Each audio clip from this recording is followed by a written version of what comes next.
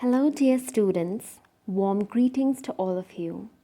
This is the part first of the video lecture on chapter The Uprising of 1857 from the history portion of your book on page 38. We have studied in the previous chapters how the British arrived with the purpose of trading. They came here just as traders, but during their stay in India, they observed the situation here and took advantage of the situation that was prevalent in India. Thus, they assumed the power here and began to administer the country. They devised various policies to fill the coffers of the company at the expenses of the Indians. Their policies affected almost all the sections of the Indian society, be it the royal family, be it the nobles, be it the landlords, the artisans, peasants, and even the tribals. They all were affected by the policies of the East India Company. In this chapter, we will study the outrage of the people of India from different backgrounds against the Britishers as they were facing suppression and hardships due to the policies made by the Britishers. We will get to know why they opted for such a big revolt. The Indians had no other option but to go for a big revolt, which they considered as the first war of Indian independence. In the mid-19th century, the British had established themselves as the supreme political power in India. A large part of India was under direct British administration. Other areas were under indirect British control as the rulers of these areas had acknowledged British supremacy. Nearly 100 years of British presence in India had made all the sections of the Indian society very unhappy.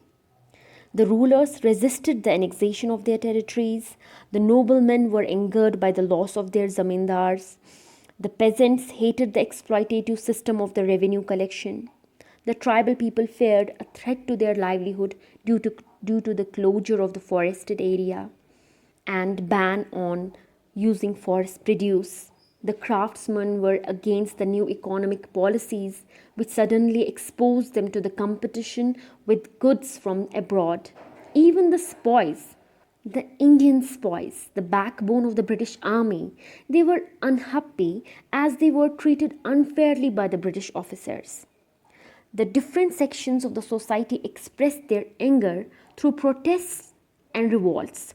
Between 1757 and 1856, there were numerous revolts in different parts of the country. However, these protests were largely localized and it was easy for the Britishers to suppress them. The biggest challenge to the British authority came in 1857. In this year, the people of India rose up against them. The uprising was a culmination of the accumulated grievances of the people against the tyrannical British rule. There were several causes for the revolt of 1857 to happen, like the military causes, the social causes, the political causes, the religious causes. Let me explain to you first the political causes of the revolt of 1857. The expansionist policies and intentions of the British created a sense of fear, suspicion, and resentment among the rulers of the Indian states.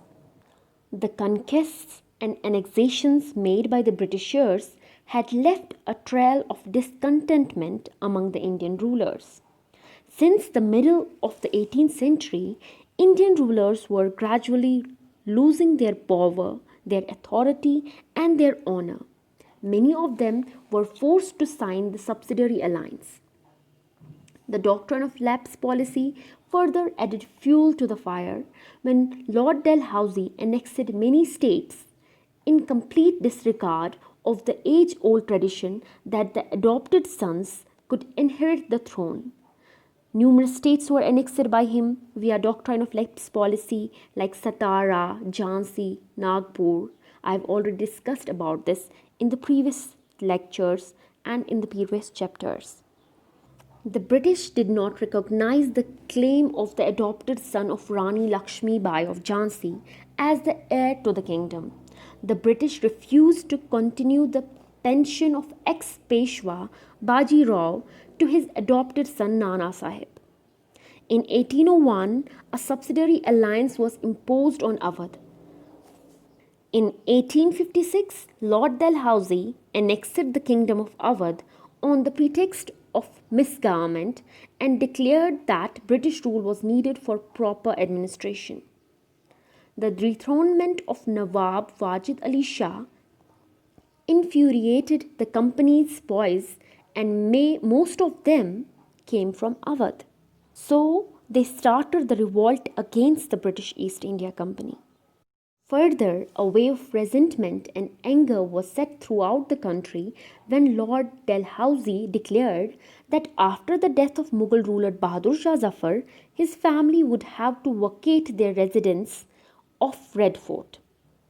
In 1856, Governor General Lord Canning announced that Bahadur Shah would be the last Mughal ruler of India, and after his death, his descendants would no longer be recognized as kings. Instead, they would be just called princes.